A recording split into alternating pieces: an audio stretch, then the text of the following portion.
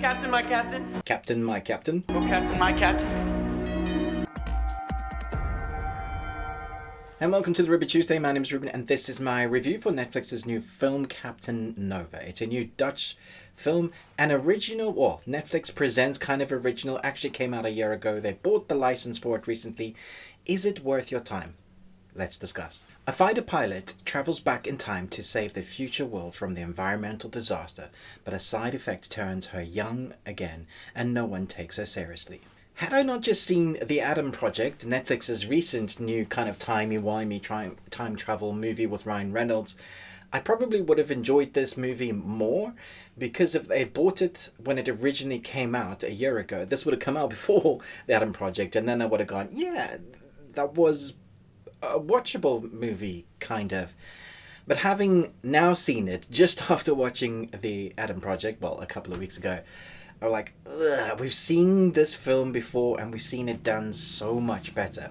The one thing this film does have going for it is its time. It's an hour and 20 minutes long, so it doesn't outstay its welcome, although saying that, I thought the pacing for the first half of the film was really good. I was into it. I was like, oh, this is moving along nicely. And then you get that middle part, which feels like the end of the film. I was like, I guess they could probably end it here. And I paused and checked. I was like, oh my goodness, we're halfway through. And then we get the Lord of the Rings Return to the King Extended Edition endings. It feels like it's ending 3 or 4 times. I think there's even a fade to black, and you're like, oh, we're not finished yet. Oh, right, they're going to show us some more. Another thing this film doesn't quite do right is the timey-wimey stuff, or the believability of the science fiction, or just what the characters have to do or encounter for enable this story to work. And so this is why I think it's for a younger demographic, or a one-time watch, or a family, because it's a family movie on a Sunday afternoon, or something that you're not really paying that much attention to.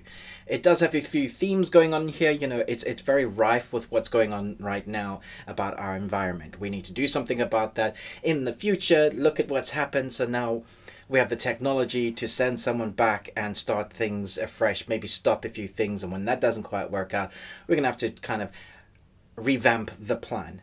And then we have the relationship of Captain Nova and her younger self when she comes back in time, meeting this young guy who just agrees to help her along the way in the film. And you see how that relationship grows. Because the film is so short, there isn't much time for development of character, development of backstory. You get a little bit from the future. You get people that are just weird in how they react. This older couple encounter our young protagonist, Captain Nova, and they immediately are protecting them, not knowing them at all. They just help, and it's like, wow, they're really kind. And then as the story progresses, like, wow, they really, really like this young couple. And it's like, well, I don't know that I believe any of that. And that's the thing that I had an issue with this film. Not just the science fiction, just I don't know that I believe this would happen, or those relationships would form, or there's just not enough that goes into it. So you kind of have to watch this film with a glazed over glass look, putting your brain aside. And I think that's disappointing, because I think that's one of the things that critics say to excuse certain film dynamics or decision makings, when they go, you just have to put your brain aside. You know, it's a Fast and Furious film. You can't put your smart brain on, or science. I get that to a certain extent, but then you're making excuses for a film. Should you be making excuses for a film? I don't know. Maybe I'm taking this one too seriously. It's a science fiction film about time travel and politics in a way that makes us want to save our environment. It's a sort of love story. It has a small indie sort of budget, and yet we have an AI talking stuff. It's very unbelievable in places, because we have the technology to make time travel machine and AI. The present in this film is 2025, so a little bit more into the future. So 2045, we have the technology to build AI properly and time travel machines. And so that makes me like, okay, but we couldn't save our planet, but we're making time travel machines. It looks like we have nothing in the future. So there was so much in my brain going, but what if, how did they... Once I'd stopped thinking about that and asking those questions, I just went, okay, let's just see if I enjoy parts of this. And I did. There were parts of this I enjoyed. But for the most part, I was just left scratching my head going, man, I wish I hadn't seen this, because The Adam Project is great. It's not a brilliant film, and it has its issues. But the budget's obviously very different. It's very hard not to compare it because that's the most recent one. I've seen other lower budget indie films that were better than this. And that sounds like I'm saying this film is rubbish. It's not. It has good pacing in some parts of it.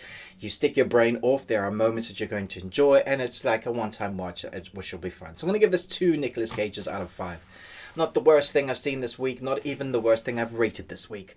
I've also rated a new Netflix film that dropped today. You can go and check out that review. That rating might be worse than this one. Thanks so much for watching, but most of all, until next time, remember, live long Tuesday.